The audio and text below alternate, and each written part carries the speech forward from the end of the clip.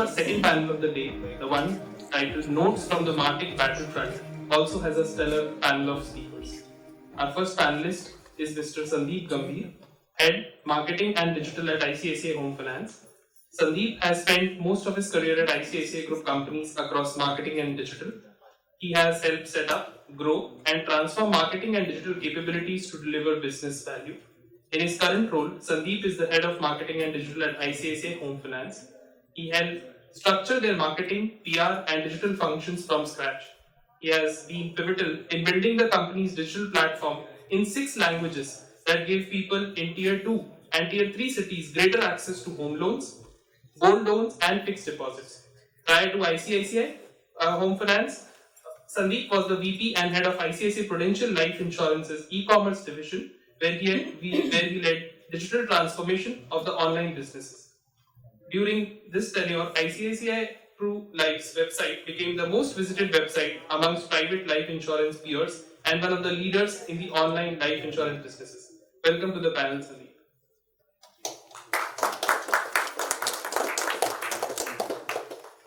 Our next panelist is Mr. Gagan Singla, Managing Director, Digital Business at JM Financial.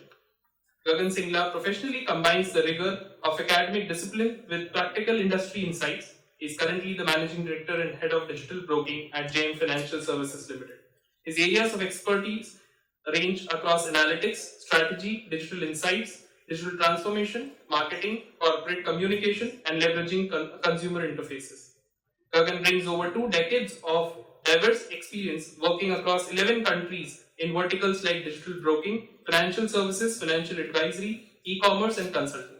At JM Financial, Gagan is responsible for creating the entire digital broking ecosystem, including information, insights, execution, and monitoring.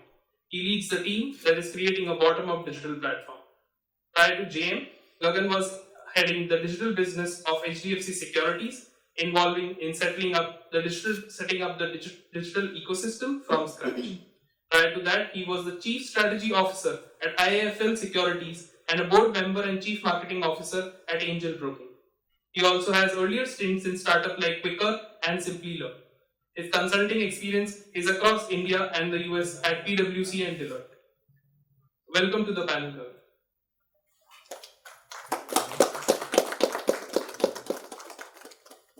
Last but not the least, we have Mr. Vadiraj Aralappanavar, Vice President of Product Management at Acko.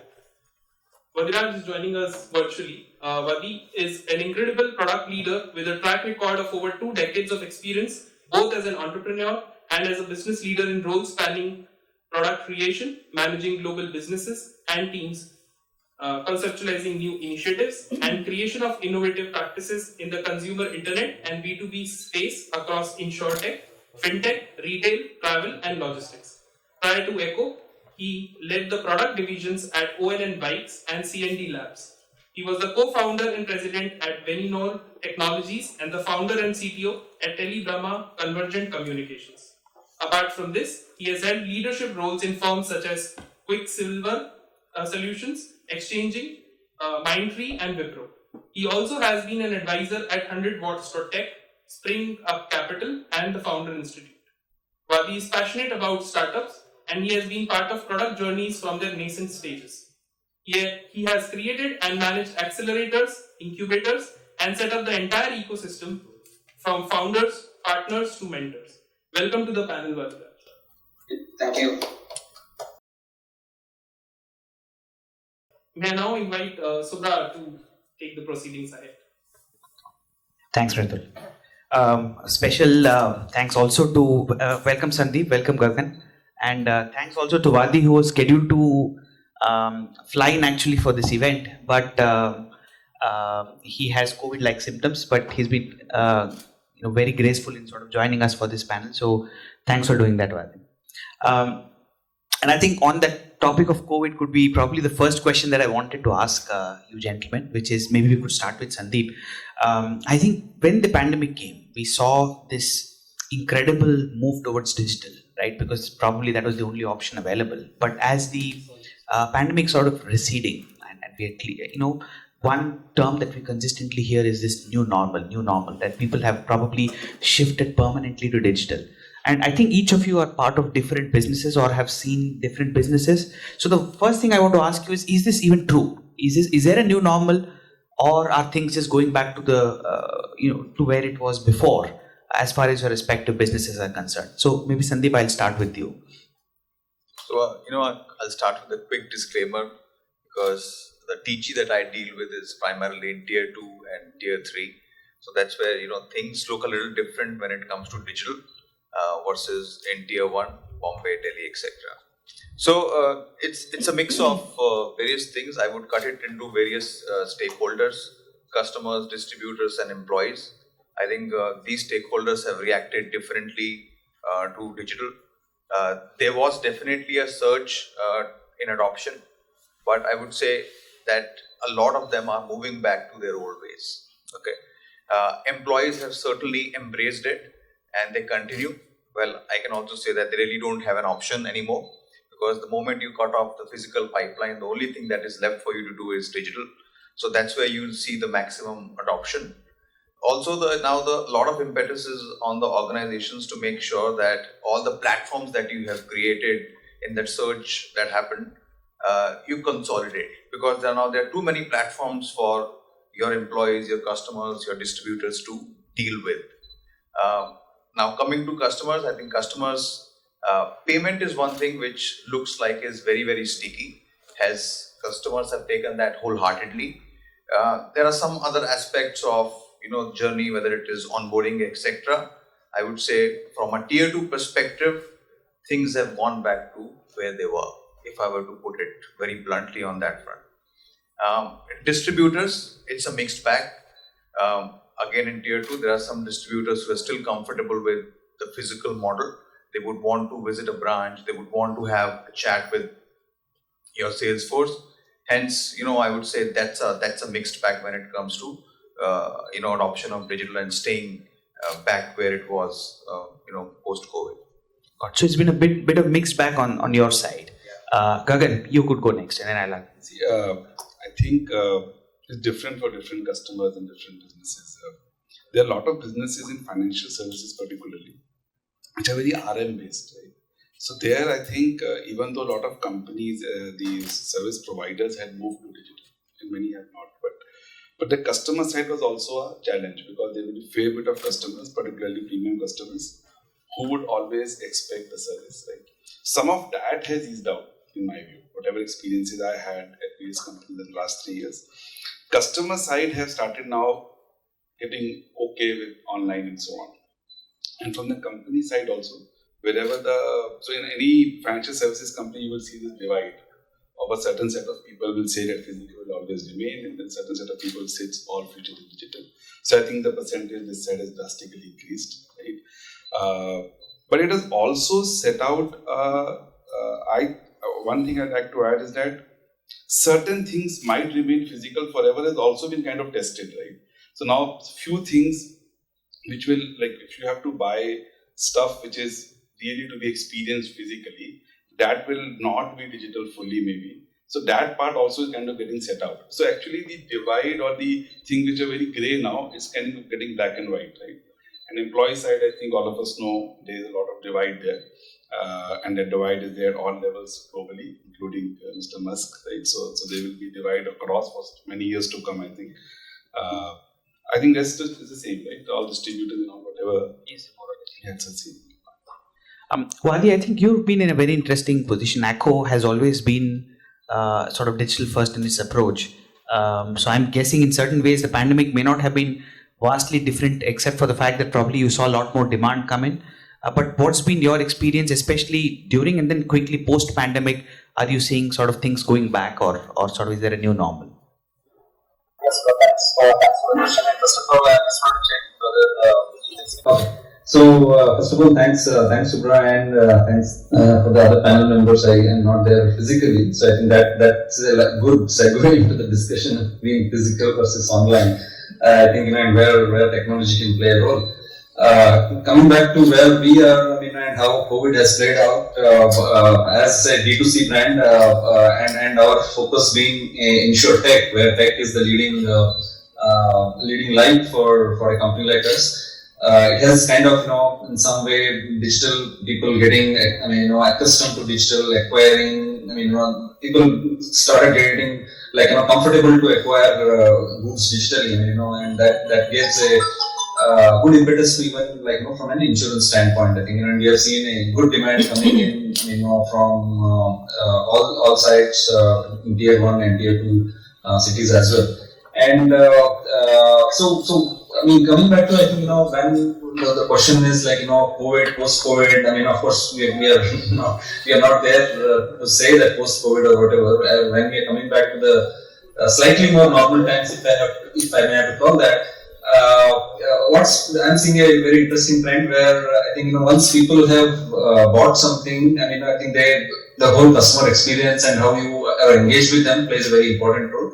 And we have seen that if they're comfortable with that experience, I think, then irrespective of whether, physical or digital, I think, it becomes a kind of experience which governs the whole transaction. So we are not seeing as much in terms of huge difference in terms of that, things becoming normal, that, number of orders getting reduced or whatever. We are not seeing that. In fact, the demand has, over the last 1.5 years, which has increased.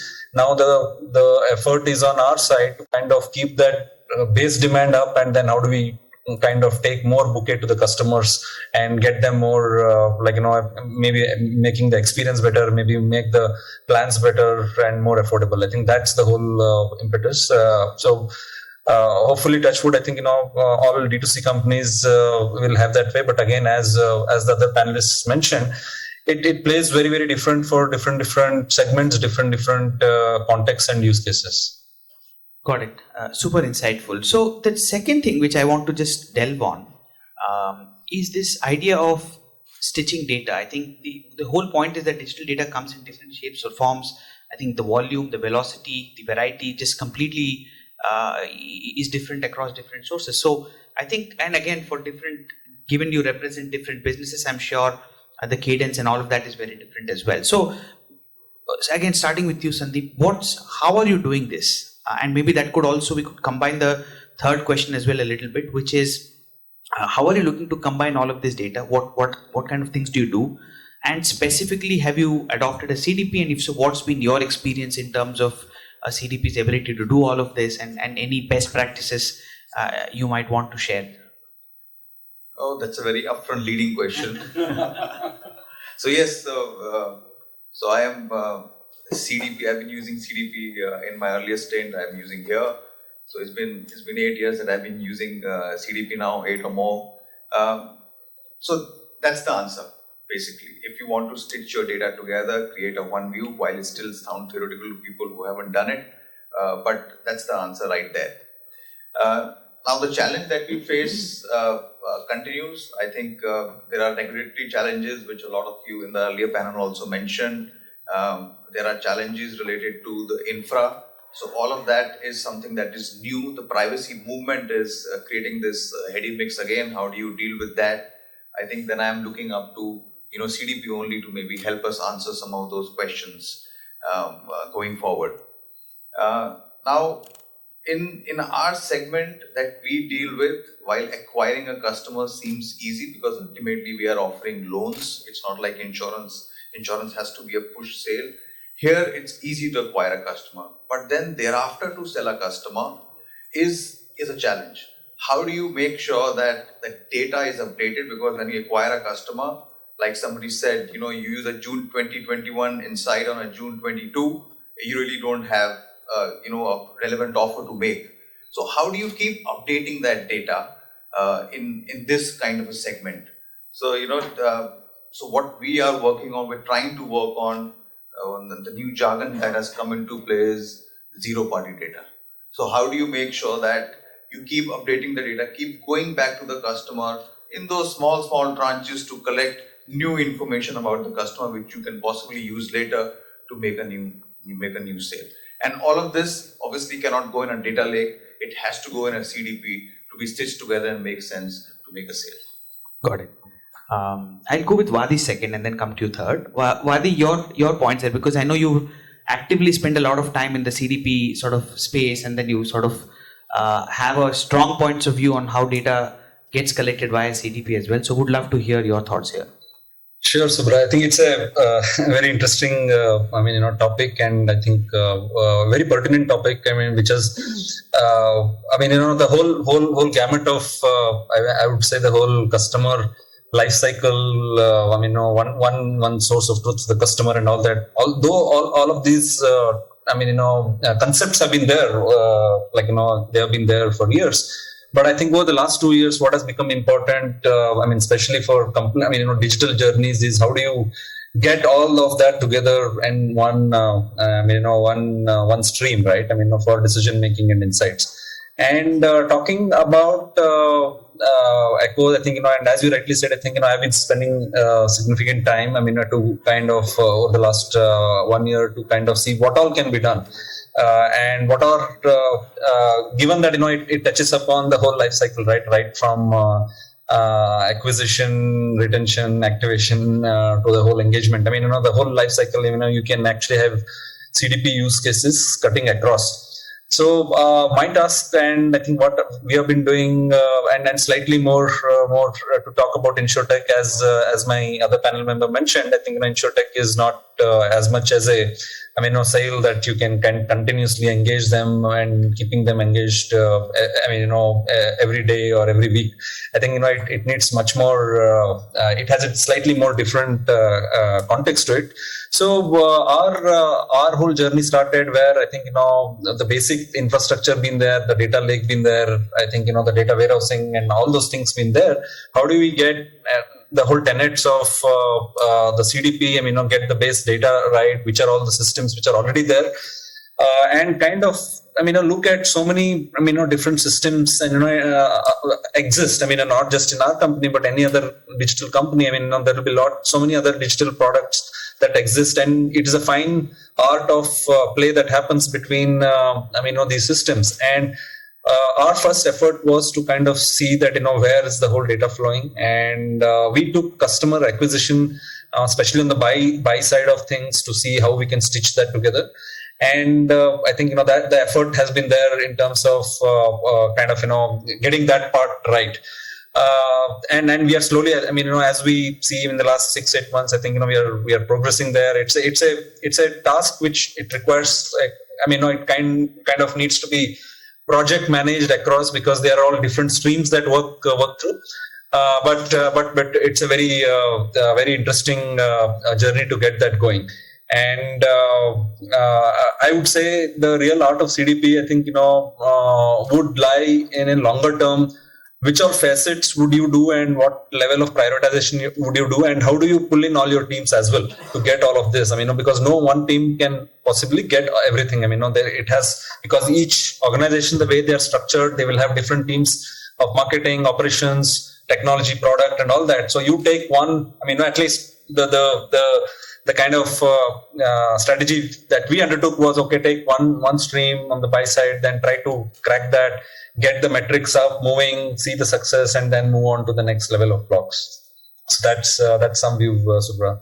Got it. And I think that's an important learning there in terms of sort of progressively moving phase by phase, and Yes. sort of being clear on your metrics at each stage and meeting them, and then sort of moving to the next phase, which ensures that any CDP adoption that you're doing sort of is realistic in sort of the results that it's providing. Gagan, you want to add? Unlike home finance or insurance, right, we don't have that much of stitching required. So I am talking about a pure online securities business. Right?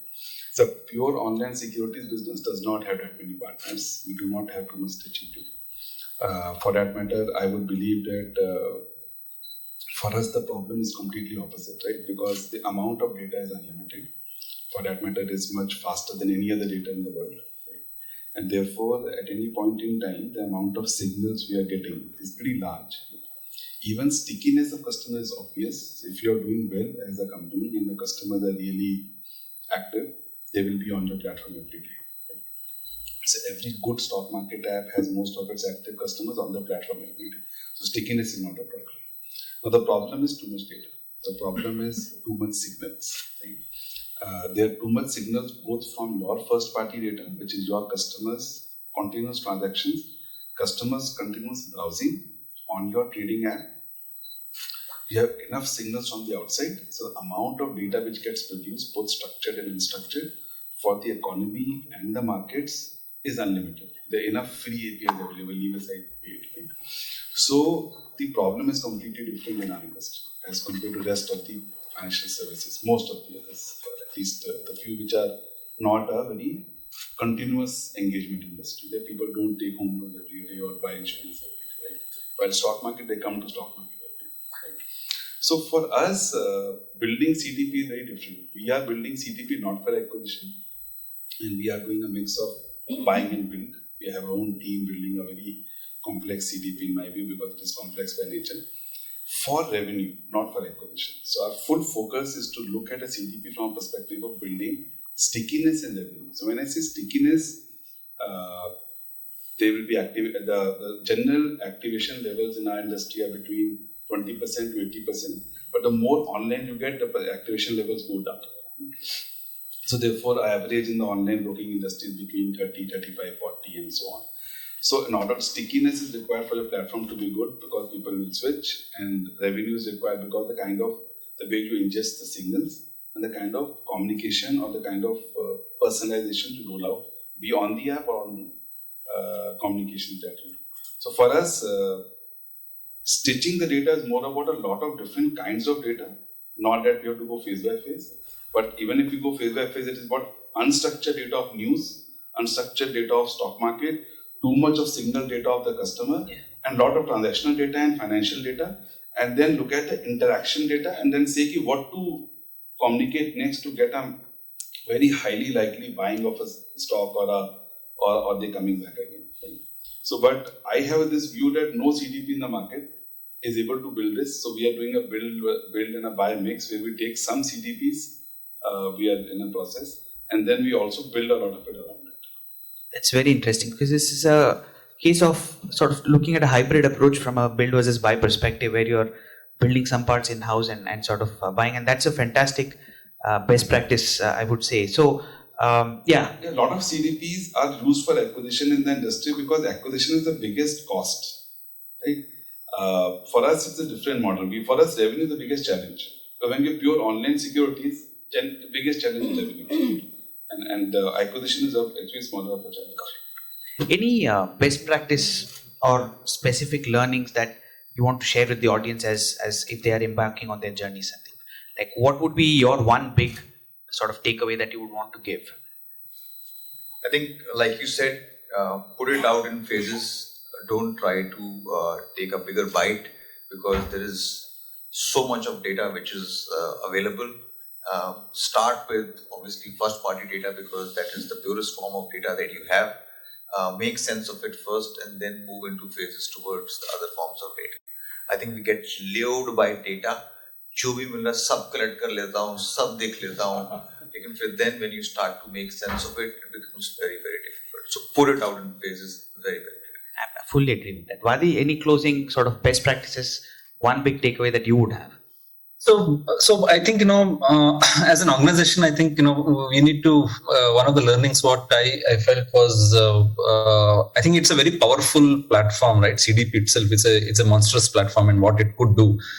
And each context and each business context and the company context will be different. So how much of it you can chew and how much you want to chew each quarter is something that needs to be strategized. Second thing is, the level of the company, what you are. I think the scale at which you're operating should define how you also do CDP and implement that strategy. The same thing which is for a 10 crore company will not work for a 500 crore company. May not work for a 1,000 crore company. I'm talking about scale because at each journey, I think, and each point of company's context, I think the digital evolution would keep happening. And there will be systems which are there, which are in-house. Some companies would have built a lot of in-house infrastructure. They would have bought some outside tools and things like that. And so when you start implementing a CDP strategy, one of the first things, as a guideline and practice is look at the holistic thing where you are And I mean, how do you kind of actually CDP will give one part of it. I mean, and I think is about being a nervous system to all different systems, right? I mean, different getting the whole view, single view of the customer. But it will also touch and integrate with a lot of other existing in-house or third-party products. Now, the art there lies in terms of one is not just stitching all of that, so that will be one part of it.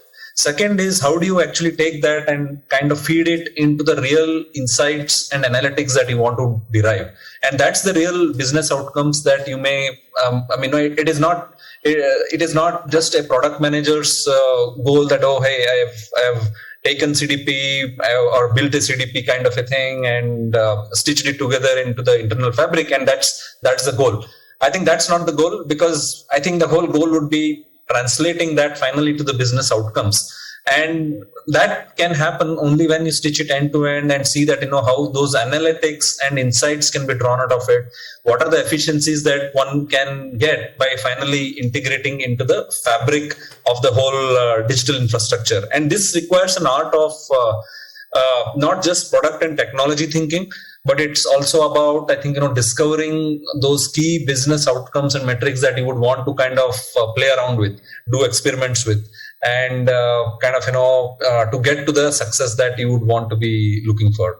I think that's one of the learnings what I've seen in the last 1 year or so.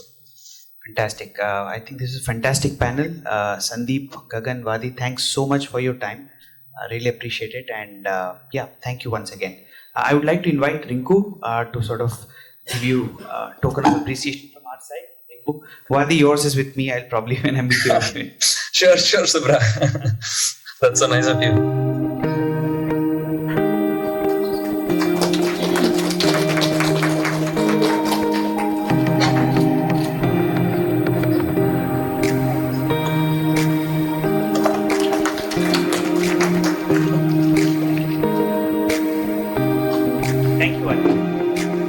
Thanks, Subra.